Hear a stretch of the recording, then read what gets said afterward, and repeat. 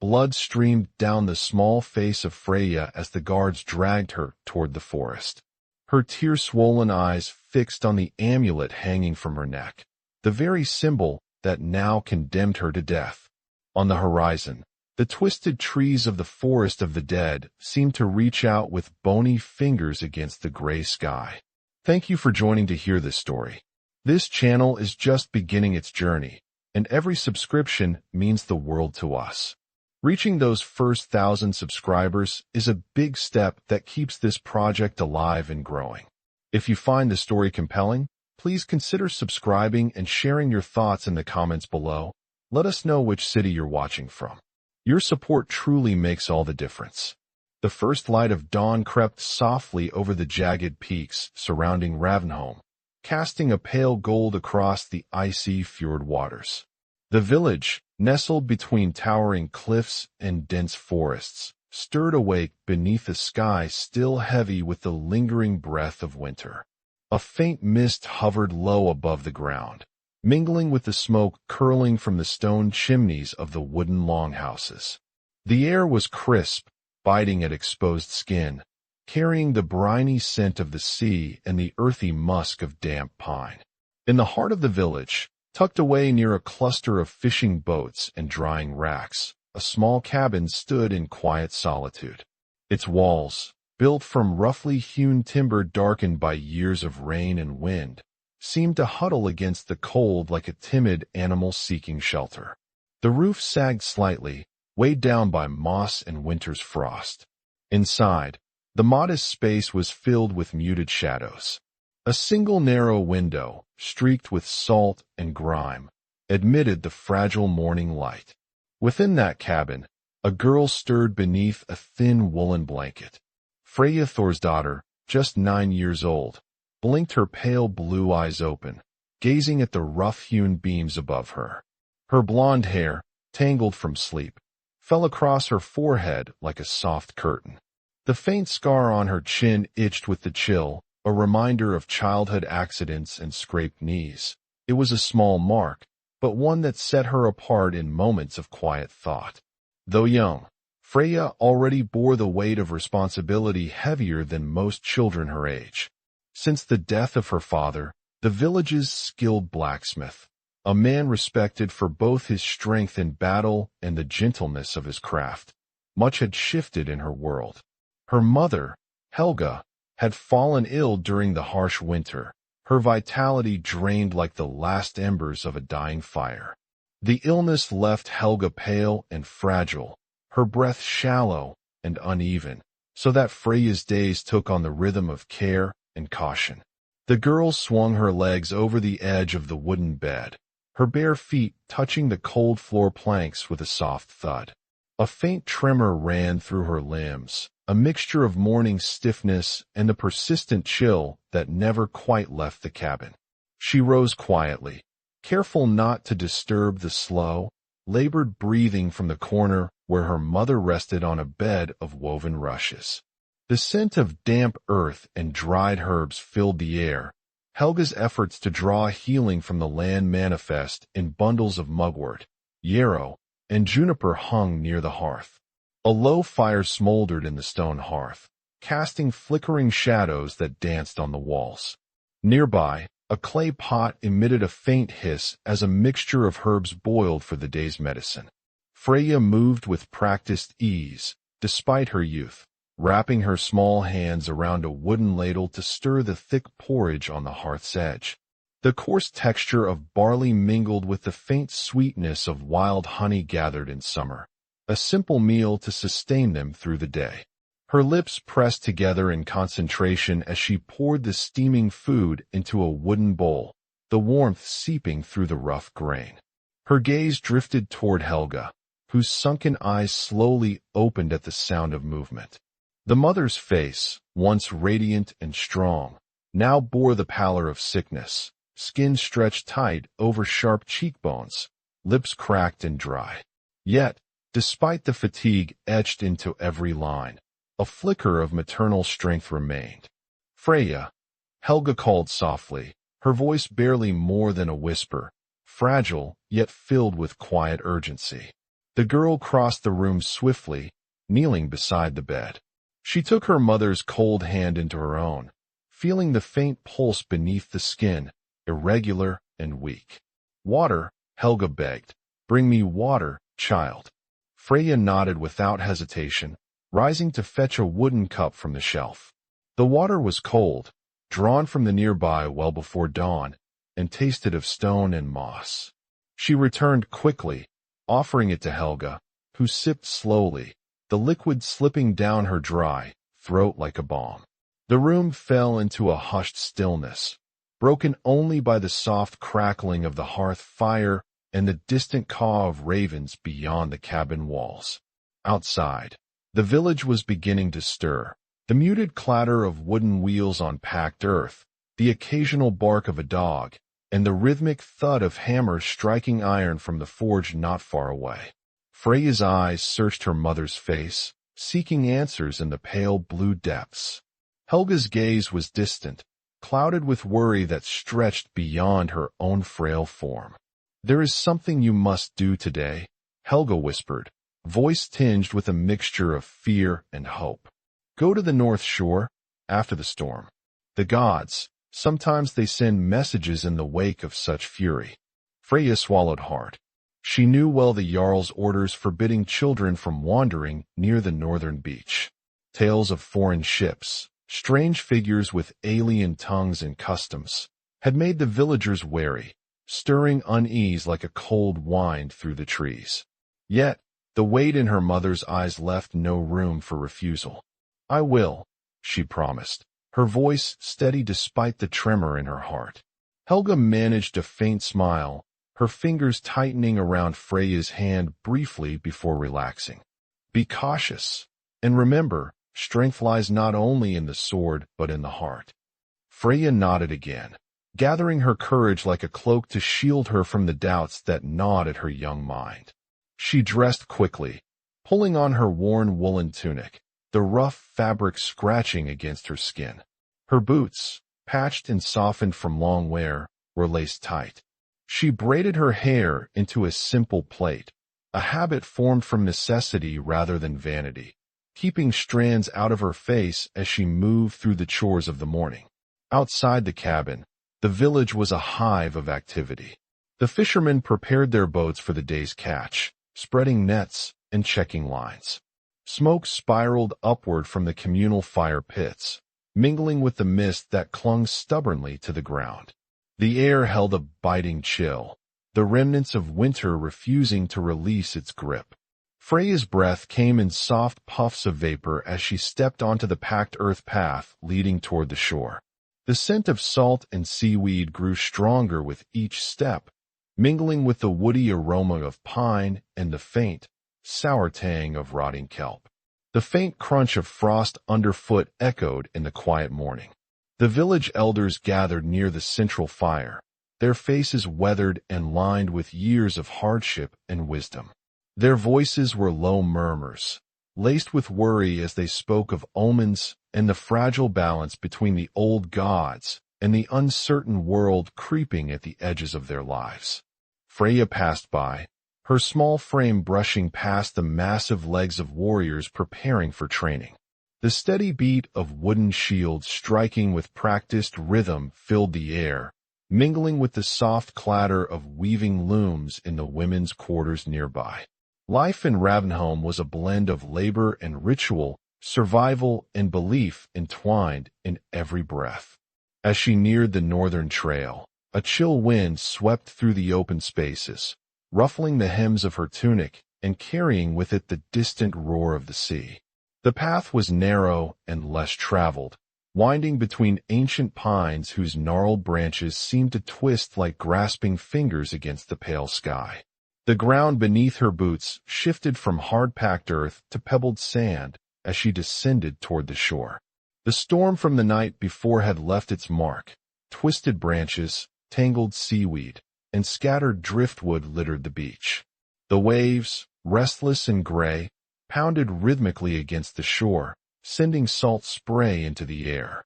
Freya's eyes scanned the debris, flickering with curiosity and a faint sense of reverence. The sea was both giver and taker, its moods Upon her return, the village's eyes met hers, some curious, others wary.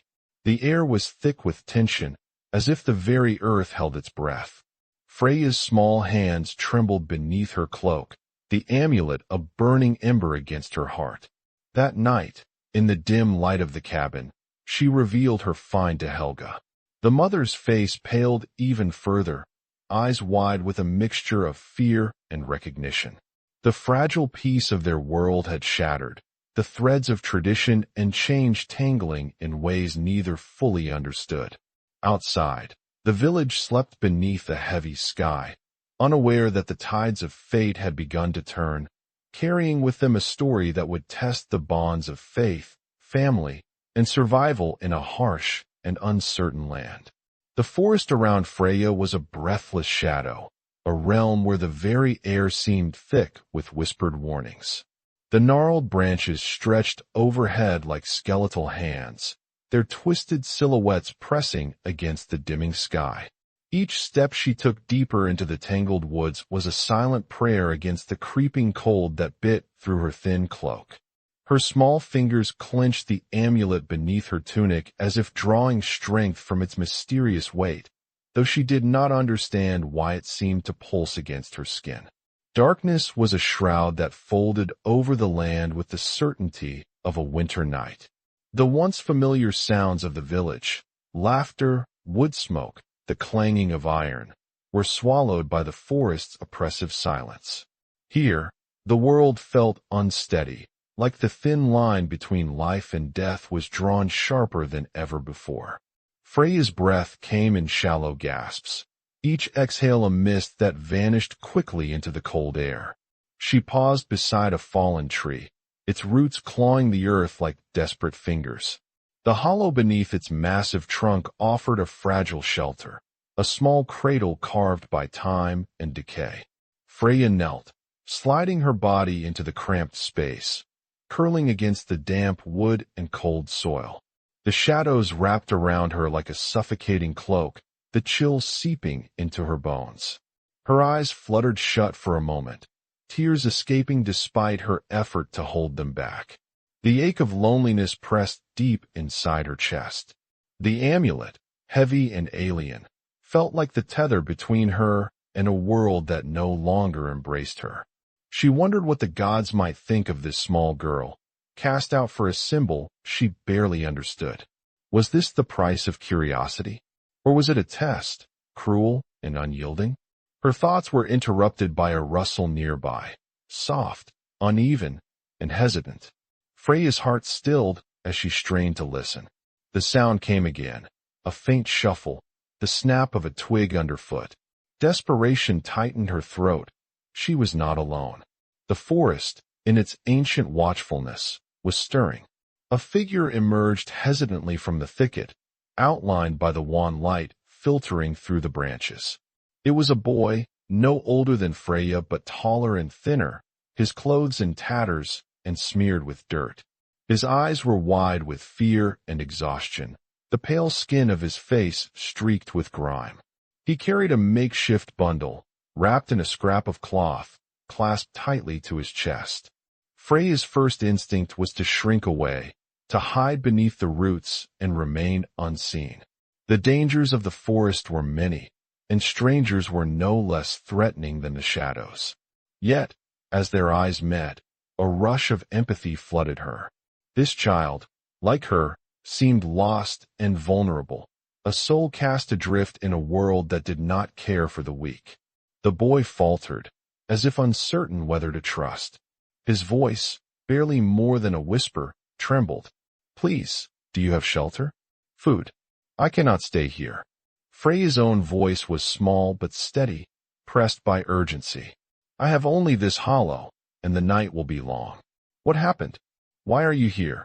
He hesitated, then unwrapped the bundle slowly, revealing a tiny infant swaddled in tattered cloth. The child whimpered softly, fragile and cold. The boy's hands shook as he held the baby closer. "We fled," he explained brokenly. "Our village was raided, many taken or slain. I carry my sister. We have nowhere to go." The weight of his words settled heavily over the clearing. Freya's mind raced. She knew the harshness of losing family, the sting of abandonment. Yet the risk of sheltering another in this forsaken place was immense. The Jarl's orders were clear: no outsiders, no mercy for those who brought danger.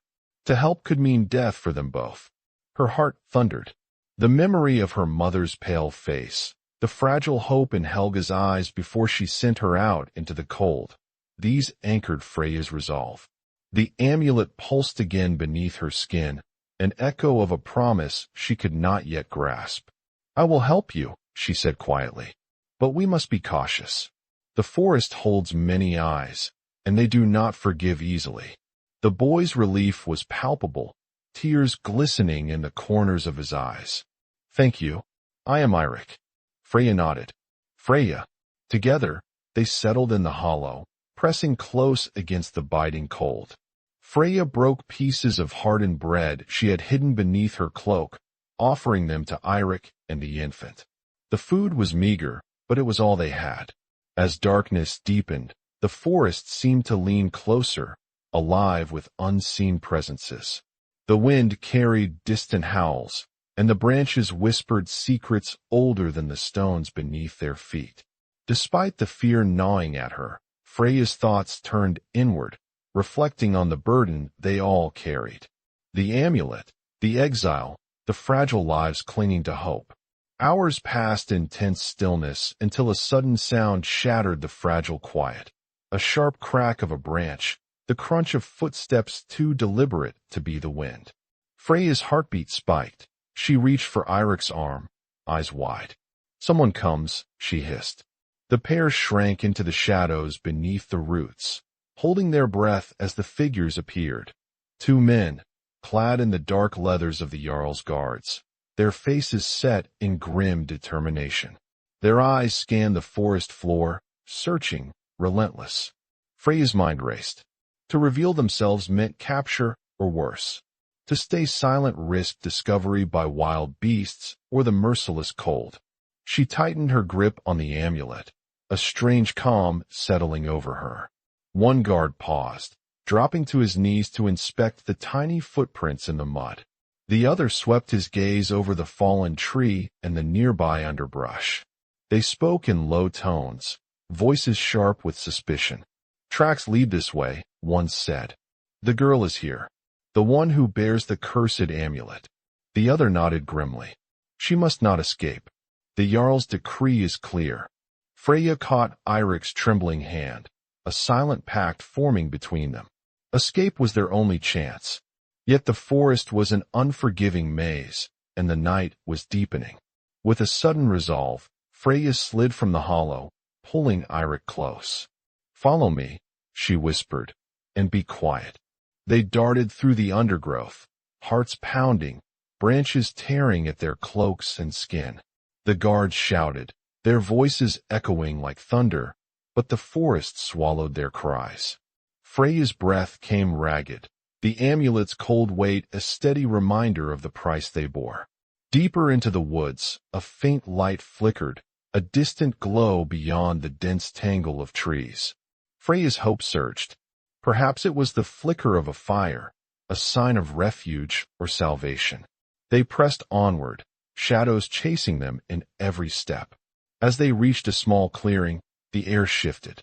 The scent of herbs and smoke mingled with the pine, a promise of warmth and safety.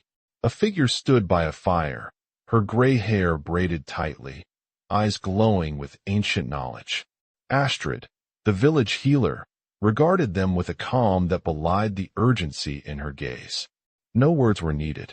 In her presence, Freya felt the weight of destiny stir, the fragile threads of fate weaving a new path. The choice was no longer between danger and safety, but between survival and sacrifice. And in the heart of the forest, beneath the watchful eyes of gods old and new, Freya's journey was only beginning. As the first faint light of dawn began to filter through the dense canopy of ancient pines, Freya guided Eirik and the fragile infant carefully through the tangled underbrush. The forest was still heavy with shadows, the cold air pressing in on them like a silent weight. Leif stepped forward immediately, his eyes scanning the cabin and its sparse furnishings. The room was small but orderly, a heavy wooden table scarred by years of use, a few stools, and shelves lined with simple tools and jars filled with dried herbs. The air was thick with the scent of smoke and earth, mingling with the faint aroma of pine resin. "Come inside," Leif urged gently, his voice low but steady. "You are safe here. For now." Freya helped Eirik ease the baby onto a woven blanket laid carefully on the floor. The infant's small body was fragile, with pale skin almost translucent under the faded cloth. Freya's gaze softened as she watched the baby's tiny chest rise and fall in slow, uneven breaths.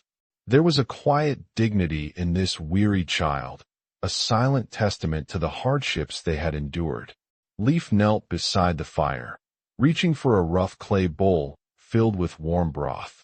His hands, scarred and calloused from the forge, moved with unexpected tenderness as he lifted the bowl toward Eirik.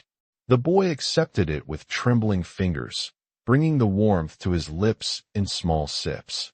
Freya sat close, watching as the tension in Eirik's shoulders gradually eased. The silence between them was heavy yet comforting. Words seemed inadequate here. Instead, glances and small gestures spoke volumes. Freya offered a piece of dried bread, broken into manageable shards, which Eirik accepted with a faint nod. Their shared hunger was a bond stronger than any spoken language. Leif's gaze flickered toward Freya, a mixture of concern and admiration reflected in his green eyes. He spoke softly, breaking the stillness. "You were brave to come out here alone. The forest is no place for a child, let alone one burdened with such danger." Freya's lips pressed into a thin line. "I had no choice. My mother, she said the gods sometimes send signs after storms. I did not expect to find this." She touched the amulet beneath her tunic, the bronze cool against her fingers. "But now, it feels like a curse." Eirik's voice was barely audible as he added, "Our village was burned. My father, he fell trying to protect us." His eyes darkened with the memory, but there was no bitterness, only the quiet shadow of loss. They fell into another silence, the weight of grief pressing between them like an unspoken companion. The fire sputtered and popped, sending sparks into the chilly air. Outside, the forest remained still, watching, waiting. Leif moved toward a wooden chest beside the far wall, retrieving a worn woolen blanket and a small bundle of cloth. "You'll need this," he said, handing it to Freya. "The night will be colder yet." Freya accepted the gift with a grateful nod, wrapping the blanket tightly around her shoulders. She studied Leif for a moment, sensing an unspoken understanding behind his steady calm. "You say your father was a blacksmith?" Eirik inquired cautiously, eyes flickering with curiosity despite the exhaustion. Freya nodded. "Thor. He made weapons and tools for the village. He was strong, but gentle with his hands." Leif smiled faintly, a softness breaking through his usual reserve. "He taught me much before he died. We all owe him a great debt." The moment was fragile, a thread of connection weaving between their disparate lives. Here, in this quiet cabin, strangers found solace in shared pain and hope. As the fire dwindled to glowing embers, Freya's thoughts drifted to her mother. Helga's pale face haunted her memory, a fragile flower struggling against an unforgiving winter. She wondered how much time remained, and whether Helga felt the same restlessness that gripped her now. Leif, noticing her distant gaze, placed a steadying hand on her shoulder. "Astrid will help your mother. She's wise and strong. We must trust in the old ways, and in each other." Freya swallowed hard, the knot of fear loosening just slightly. Here, in this humble refuge, there was a flicker of light against the encroaching darkness. Hours passed in quiet companionship. Freya tended to the baby, humming soft melodies her mother had sung, while Eirik rested with his head on her knees. The warmth of the fire seeped into their bones, chasing away the chill that clung stubbornly to their skin.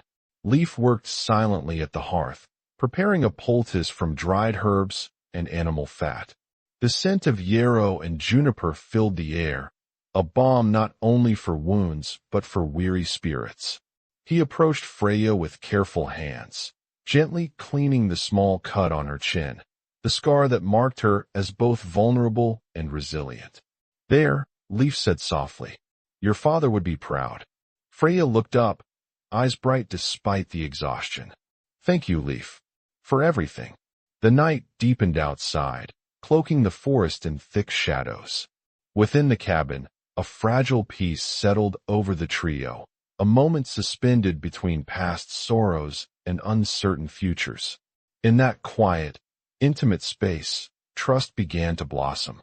No longer just a castaway bearing a forbidden amulet, Freya found herself cradled in the unspoken promise of new beginnings. The forest outside waited, silent and patient, as the first whispers of dawn began to push away the night. The morning sun filtered weakly through the cabin's small window, casting pale beams onto the worn wooden floor. Freya awoke slowly, the warmth of the blanket around her and the soft murmur of voices pulling her from restless dreams.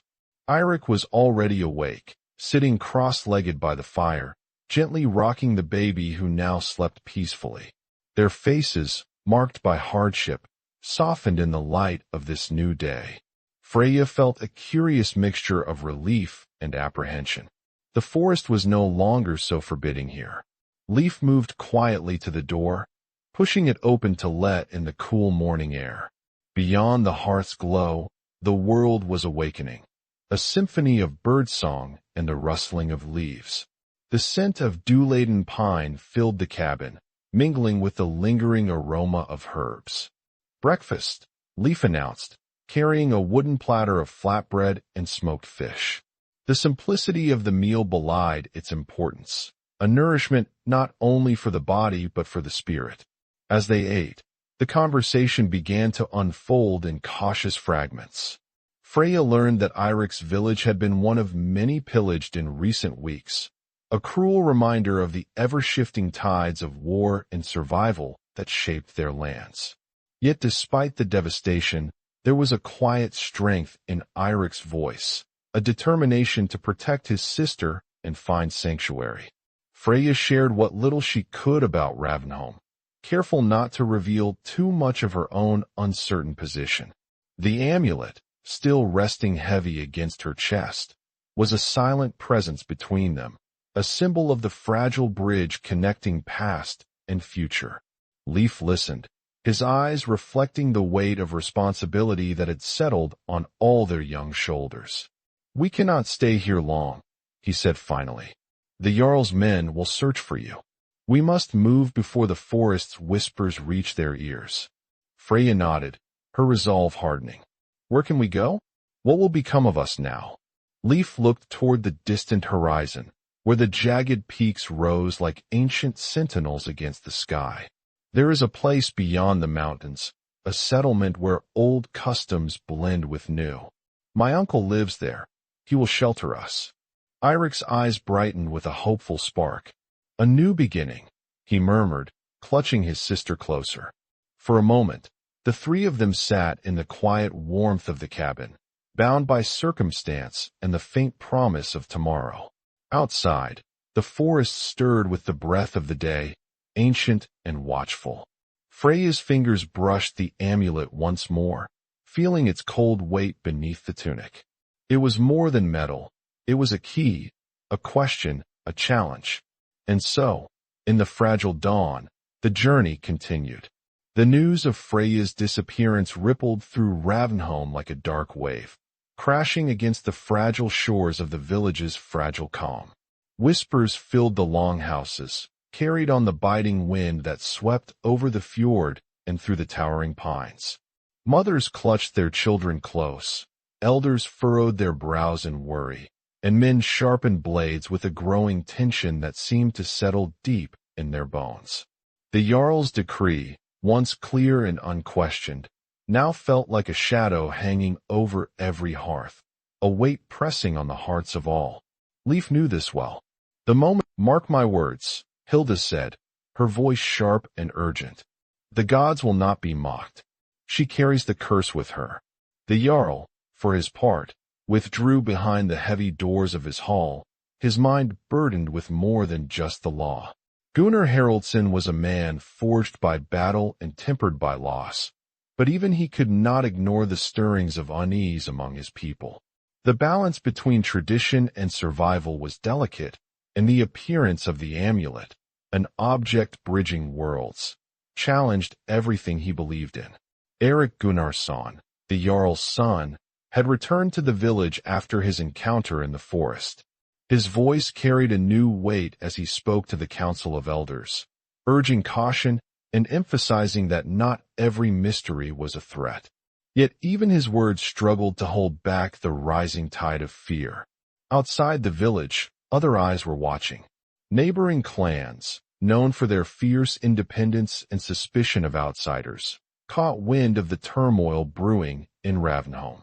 Among them, scouts and hunters moved quietly through the woods, their keen eyes searching for signs of the girl who bore the forbidden amulet. To them, such a symbol was a blight, a harbinger of danger that could not be tolerated. Leif understood the peril they faced. To shelter Freya was to invite the wrath not only of the Jarl, but of all who feared change and outsiders. The forest's ancient shadows could only protect them for so long before the world's reach stretched its grasping fingers inside. One evening, as the sky bled red with the dying light of the sun, Leif sat beside the fire with Freya and Eirik, the baby cradled carefully between them. The weight of their situation pressed upon his chest. The warmth from the flames did little to chase away the cold knot of anxiety tightening his gut. "We cannot stay," he said quietly, glancing toward the flickering shadows cast by the hearth. "Soon, the hunters will come. They will search the forest, and if they find you, I fear what will happen." Freya's blue eyes, wide and shimmering with a mixture of fear and determination, met his. "What will we do? Where can we go where no one will find us?" Leif hesitated, the old stories of safe havens and hidden paths swirling through his mind. "There is a place beyond the mountains, far from here. My uncle's settlement. They do not judge as harshly, but the journey is long, and the path is dangerous." Eirik shifted, the baby stirring softly in his arms. "I will protect my sister," he said, his voice firm despite his youth. "Wherever we go, we face it together." Outside, the wind howled through the trees, carrying with it the distant howls of wolves and the faint echoes of voices, searchers closing in. The forest no longer felt like a refuge but a cage shrinking around them. Days passed with growing urgency.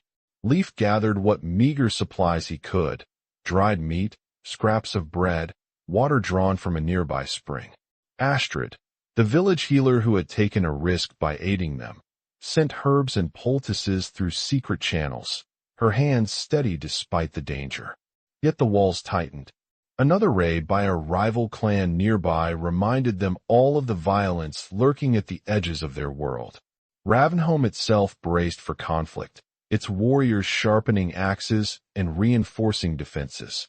One morning, as the first light crept over the horizon, a messenger arrived at the hidden cabin where the children sought shelter. His face was grim, eyes sharp beneath a fur-lined hood. He spoke of a council summoned by the Jarl, an assembly of clans and leaders brought together to address the threat of the cursed child and the danger her presence posed to the fragile peace. Leif's jaw tightened. "They will not stop until they find her," he said. "We must move before the council's judgments reach the ears of those who would see her dead." The decision was wrenching. To flee meant leaving behind the only place they had known, surrendering to the unknown with nothing but hope as their guide. Yet to stay meant facing the wrath of the village and the gods alike.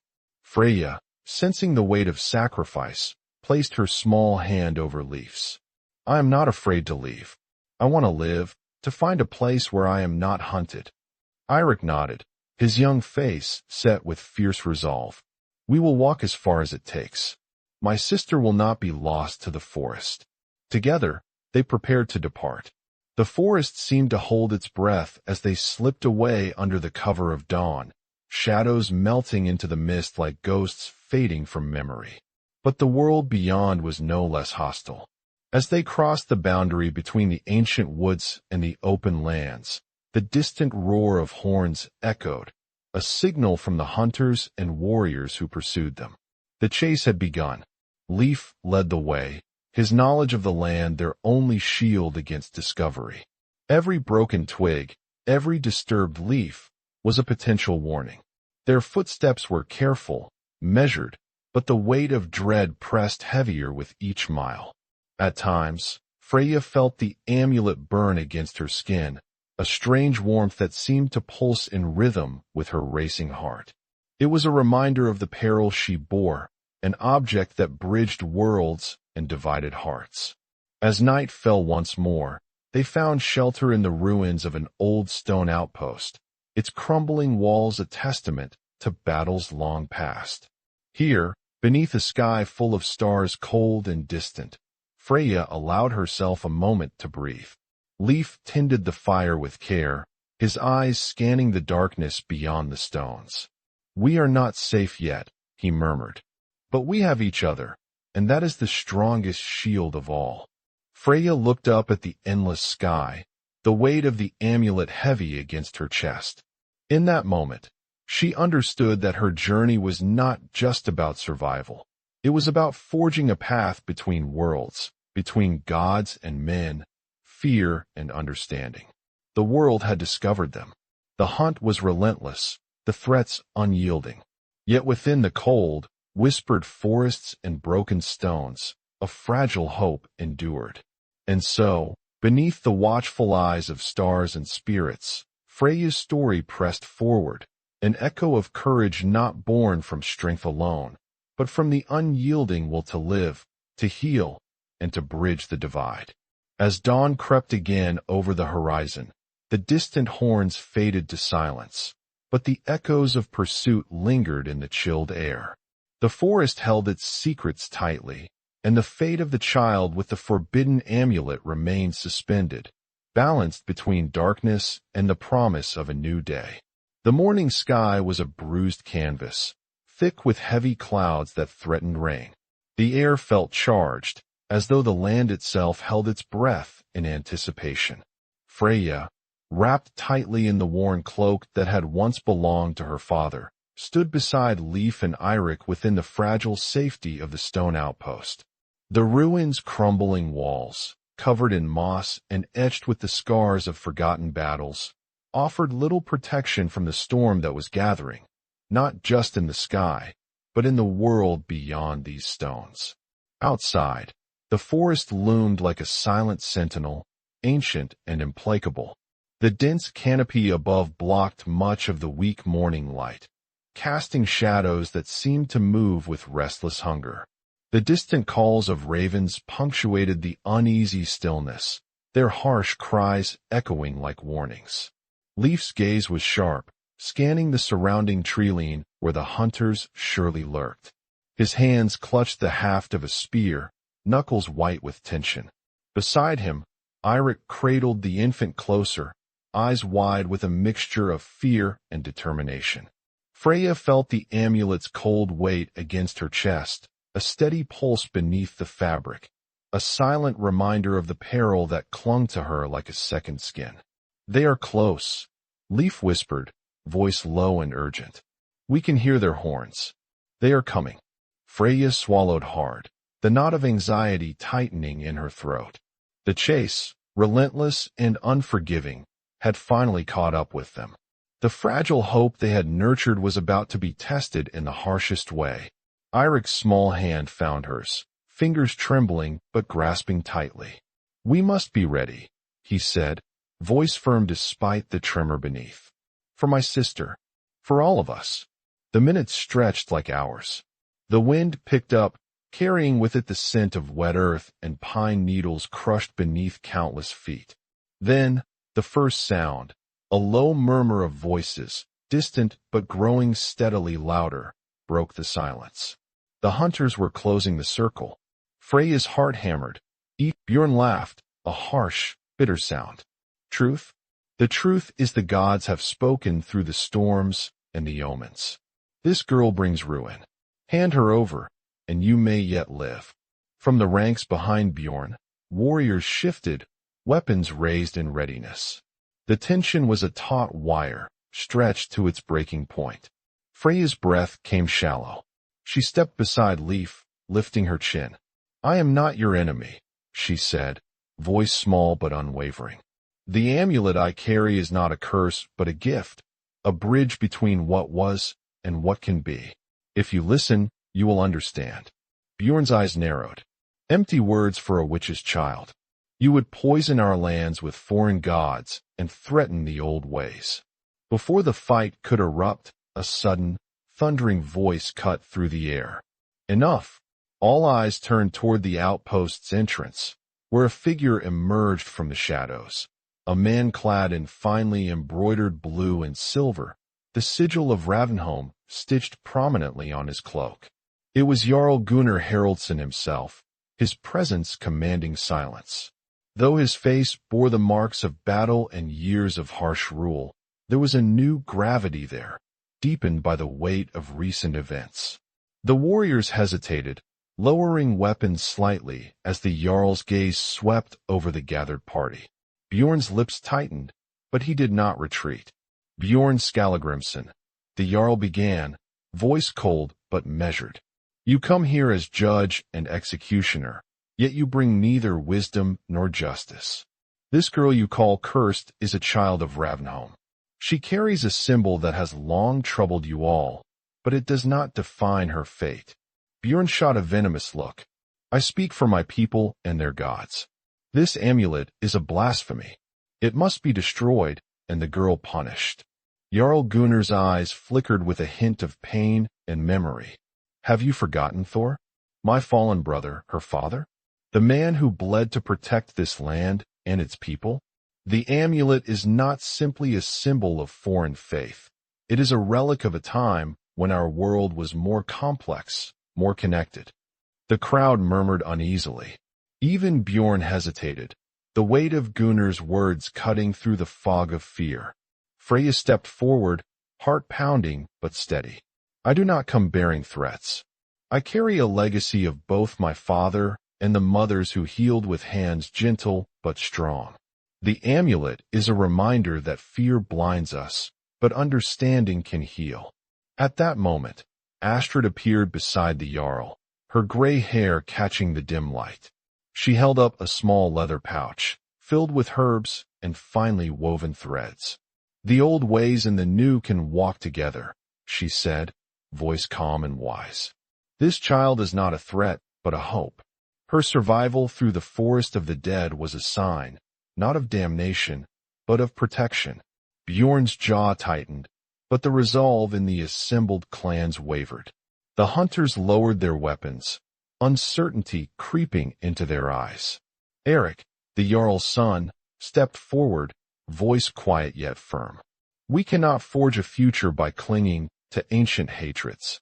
If we turn away from understanding, we doom ourselves to endless battle. Gunnar nodded solemnly. This trial is over. Freya will remain under my protection. The amulet will be kept not as a curse, but as a symbol of the worlds we must learn to hold together. The tension broke like ice under the spring sun. Murmurs turned to cautious acceptance.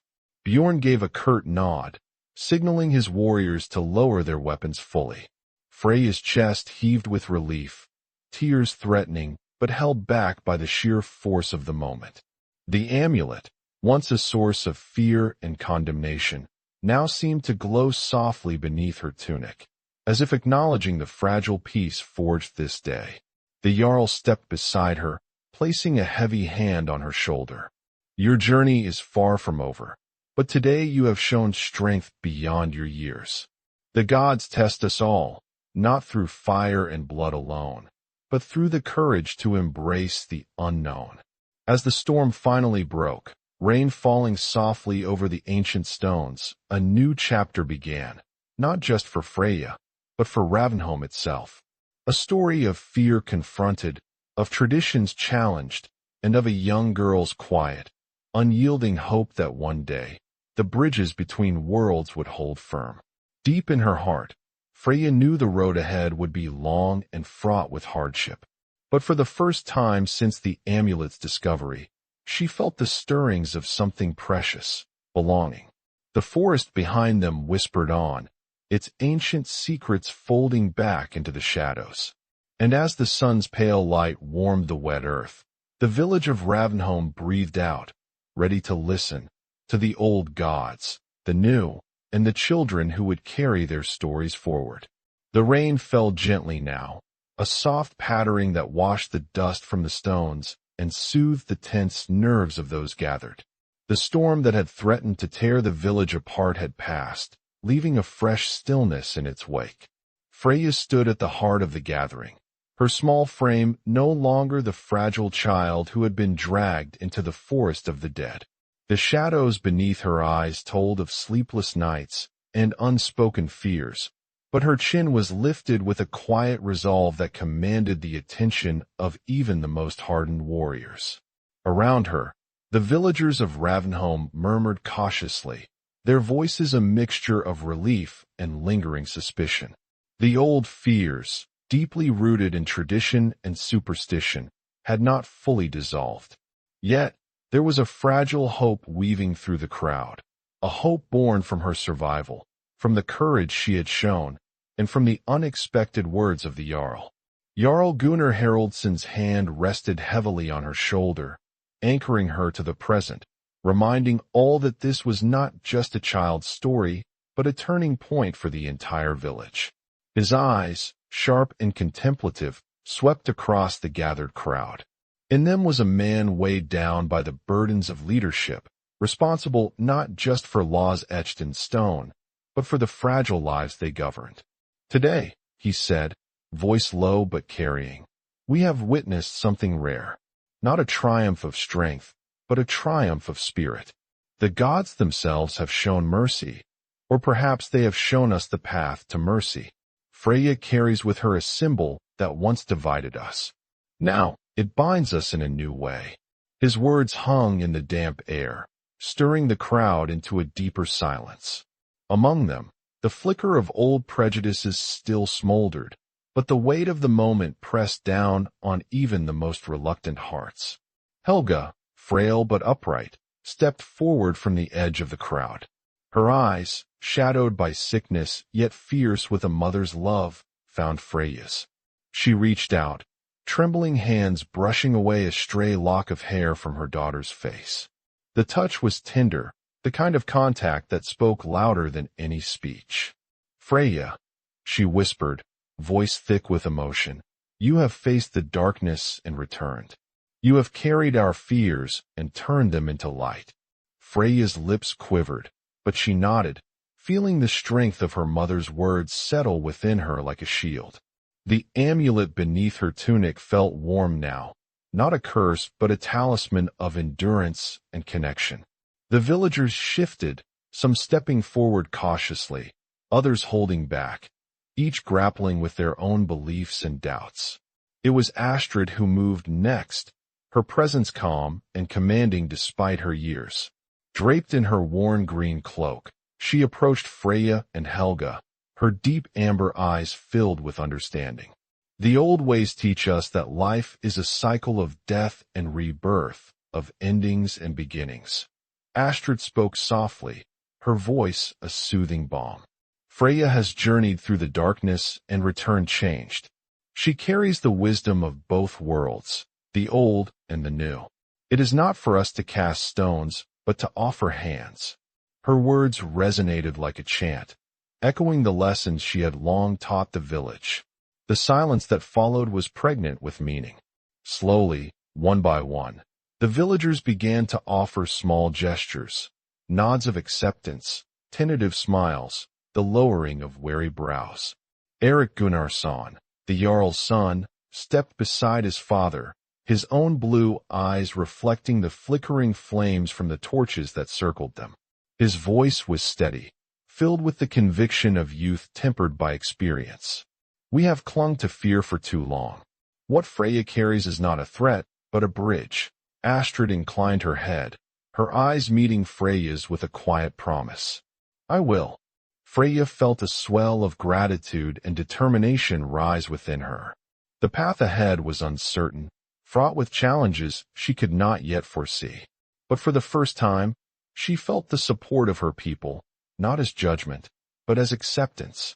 In that moment, the village seemed to exhale. The heavy weight of suspicion lifted slightly, replaced by a cautious hope that perhaps the world was wider than their fears and deeper than their traditions. As the crowd began to disperse, Freya walked toward her mother, who steadied her with a trembling embrace. Around them, the villagers resumed their tasks, but something had shifted, an unseen thread now weaving them together, fragile but unbroken. Leif approached quietly, his green eyes softening as he looked at Freya. You have done more than survive, he said. You have shown the way. Eirik, clutching his sister close, nodded in agreement. We will journey on, but Ravnholm will always be home. The amulet gleamed faintly against Freya's chest, a symbol once feared and now revered. It was a reminder that even in the harshest winters, beneath the coldest skies, there could be warmth. Not just from fire or cloth, but from the courage to change, to forgive, and to hope. As twilight settled over the village, Freya stood beneath the ancient pines, the shadows stretching long like silent witnesses to her journey.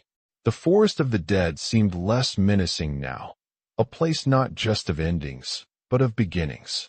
Her story was far from over. There would be trials yet to come, wounds to heal, and bridges to build. But for now, in the quiet embrace of her people, she found a fragile peace, a redemption born not from conquest or vengeance, but from the unyielding strength of a child who dared to carry a forbidden amulet, and through it, a promise of unity. The days following the Jarl's proclamation unfolded like the slow thaw of a harsh winter, tentative, cautious, but undeniably real. Ravnholm, once a village bound tightly by fear and rigid tradition, began to breathe anew, as if the very air had shifted to welcome a future shaped by both remembrance and change. Freya moved through the village with a quiet strength, her presence no longer marked by whispered suspicion, but by a growing acceptance that warmed even the coldest corners of the settlement. Children who once glanced nervously from behind their mother's skirts now edged closer, curiosity sparkling in their eyes. Women, burdened with the endless rhythms of daily toil, offered nods of respect.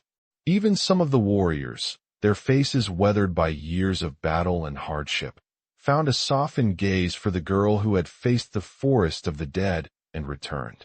Helga's health, though still fragile, showed subtle signs of resilience. Astrid's care was thorough, her hands weaving together ancient remedies with a quiet confidence born of decades spent reading the language of herbs and bone. Each day, the mother and daughter grew closer, their bond deepening through shared struggles and whispered hopes. In the early mornings, Freya would often stand at the edge of the village, where the pines thinned and the land stretched toward the fjord. The amulet, now worn openly upon her chest, caught the pale light of dawn, a symbol no longer hidden in shame, but carried as a quiet beacon of the past and the future intertwined. It was a reminder that the world was larger than the narrow paths they had once walked, and that courage could take many forms. The Jarl, too, was changed. Beneath his stern exterior, the weight of leadership bore down more heavily than ever before. His decision to spare Freya from death had not been met without dissent, but standing before his people that day, he had drawn on the memory of his brother Thor, the blacksmith who had died with honor and compassion in his heart, to forge a new path for Ravnholm. He convened meetings with the village elders and neighboring chieftains, speaking not only of laws but of the necessity to adapt.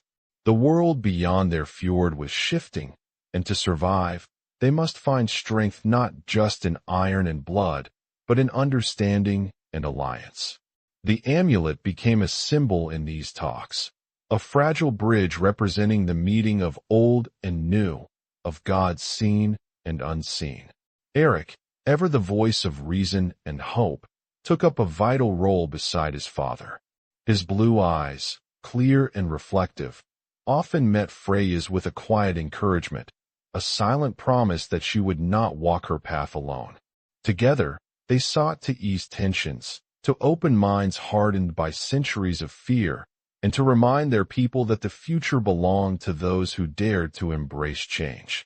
In the hearth-lit evenings, villagers gathered once more around fires to share stories, but now the tales were different. They spoke of courage not only on the battlefield, but in the quiet choices of mercy and compassion.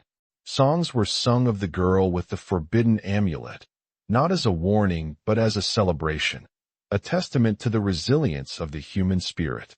Astrid's humble hut became a place of learning and healing that welcomed not just Ravenholm's people, but also those from distant settlements. Freya, under her careful guidance, began to learn the arts of the cure, the blending of herbs, the reading of signs in the body and the land, and the delicate balance between science and faith. The amulet, a constant presence, seemed to pulse in time with the rhythms of life and death that she sought to understand. Yet, despite the fragile piece, Freya's heart carried the weight of loss and longing for the boy and infant she had briefly sheltered in the forest. Their fate remained a quiet ache, a reminder that the world beyond Ravenholm was still harsh and unforgiving. The memory of their journey, of whispered promises beneath ancient pines, lingered as both a sorrow and a source of strength. One crisp morning, as the first frost glistened on the grass and the sky blushed with the earliest light, Freya stood again by the fjord's edge. The wind tugged gently at her cloak, carrying the salt and seaweed scent that had always spoken of beginnings and endings. The amulet caught the light, casting a subtle glow against her skin. Leif approached quietly, his footsteps soft on the earth. His green eyes, steady and warm, met hers with a knowing look. "You have changed this village, Freya," he said softly, "not just by surviving, but by showing us the way forward." She turned to him, a faint smile touching her lips despite the weight she carried. "The journey isn't over, Leif. There is still much to learn, much to heal." He nodded, glancing toward the distant mountains that rose like ancient sentinels. "My uncle's settlement waits, a place where old customs and new ways blend. Perhaps it is time you see what lies beyond Ravenholm." The air hung between them, heavy with unspoken understanding. Freya knew that her path would lead her away from the village that had become both home and cage. To grow, to truly become the healer she was meant to be, she would have to walk new lands, face new challenges. Eirik's voice broke through the quiet, soft but resolute. "We will journey with you." Together, the three of them, Freya, Leif, and Eirik, stood beneath the vast sky, the weight of the amulet a steady pulse against Freya's heart. The village behind them was waking, its people stirring to the promise of a day filled with possibility. As they set forth, the forest whispered around them, its ancient secrets folding gently into the dawn. The trees bowed as if to bless their passage, the shadows retreating before the rising sun. In the days and years to come, Freya's story would ripple far beyond Ravenholm. Her name became a whispered hope among scattered settlements, a symbol of resilience and reconciliation.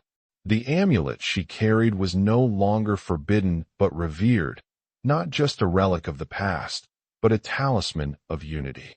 Back in Ravenholm, life settled into a new rhythm. The villagers worked side by side, their hands weaving together the old and the new. Children learned both the ancient runes and the tales of lands beyond the fjord.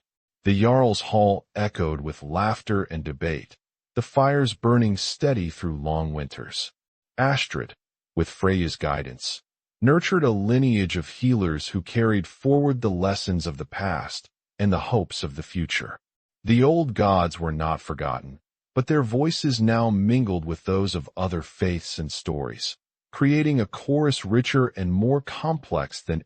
The village of Ravenholm settled into a fragile peace, the echoes of past fears slowly fading into the steady rhythm of daily life. Freya stood once more beneath the towering pines, her eyes tracing the shifting dance of light through the branches. The forest, once a place of dread and isolation, now whispered with a gentler voice, a murmuring presence that spoke of endurance, of secrets held and shared, of shadows softened by the sun.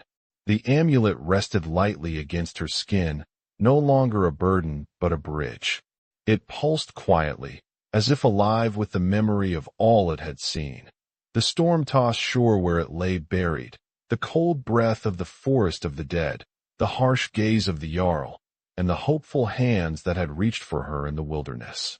It was both a relic of old fears and a token of new understanding, a symbol that the world was more complex than the simple lines drawn by ancient laws and whispered gods. Freya's thoughts drifted to her mother, Helga, fragile and worn, yet steadfast in her love and hope. The woman who had sent her forth with a trembling hand and faith in something unseen. The memory of Helga's pale eyes, filled with both fear and fierce protection, was a warm ember in Freya's heart, a reminder that even in frailty there is strength. She thought of Leif, whose steady hands and steady heart had carried her through the darkest hours. A boy forged by fire and hardship, whose loyalty burned brighter than the forge itself. A companion who had seen beyond the amulet's fearsome reputation and embraced the child beneath. Their paths had crossed by chance, but their bond was a testament to the power of compassion to break through walls built by suspicion and pain.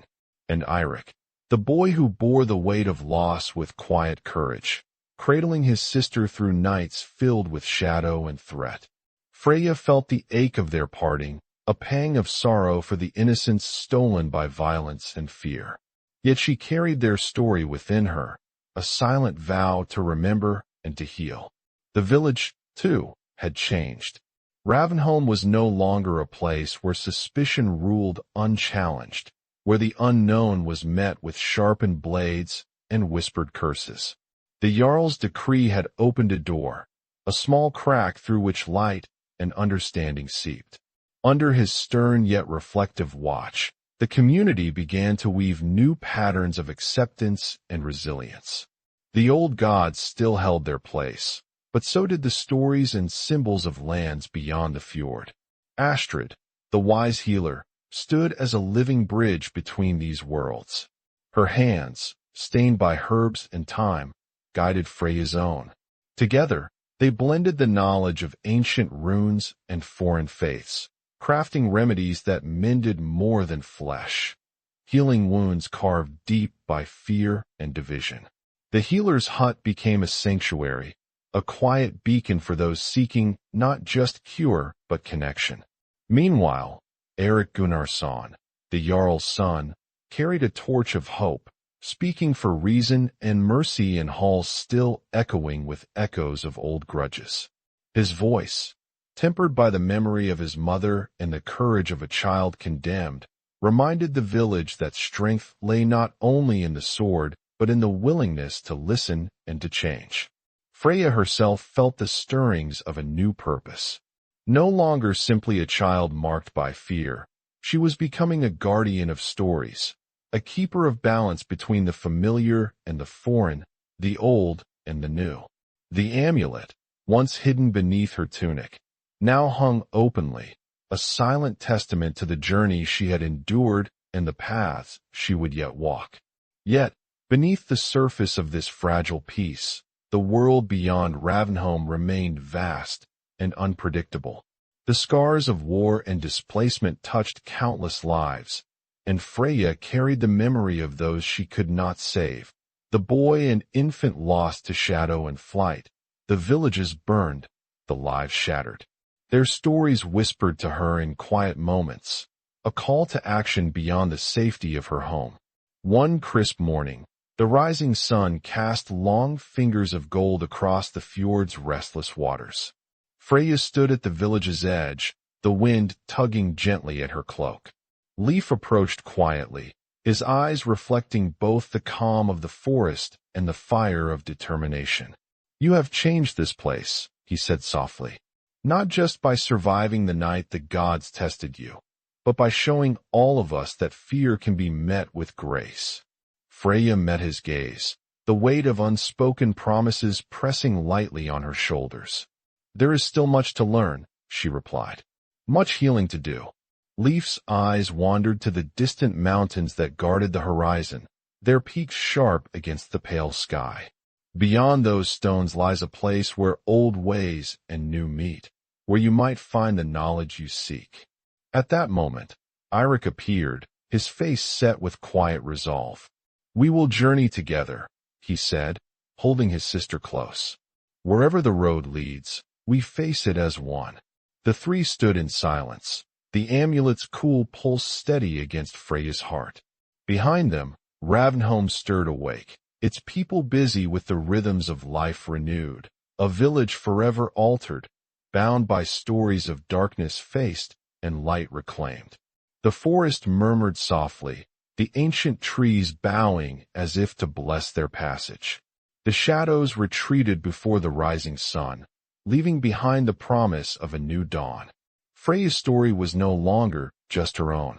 It was the story of a people learning to bridge divides, to listen to the whispers of change, and to carry hope across generations.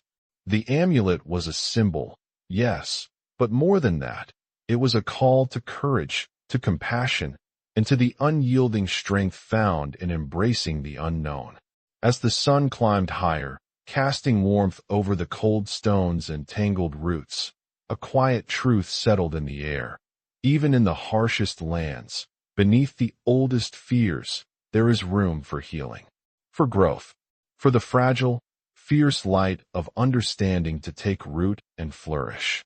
Freya took a deep breath, the salty air filling her lungs. The road ahead was uncertain, the challenges many, but she carried within her the resilience of those who had come before, and the hope of those yet to come. And as the forest watched silently, the village listened, to the old gods, to the new, and to the children who dared to carry their stories forward. In the end, it was not the strength of sword or shield that would define them. It was the courage to see beyond fear, to embrace difference, and to walk together into the unknown. For in the intertwining of shadows and light, of past and future, lies the true power of a Viking's heart. If this story stirred something within, the journey does not end here. Subscribe to walk further along the paths of the North. Share your thoughts below, tell us where you listen from, and prepare to hear what comes next, for the tales of courage, conflict, and humanity echo on, carried by the winds that shape us all. And remember, sometimes the greatest battle is not fought with steel, but with the quiet strength of compassion. In the cold silence between night and dawn, the village understood at last that mercy can be the fiercest weapon of all. If you enjoyed this video, don't forget to subscribe. We're just getting started and we really need your support. And may the gods grant you a legendary life.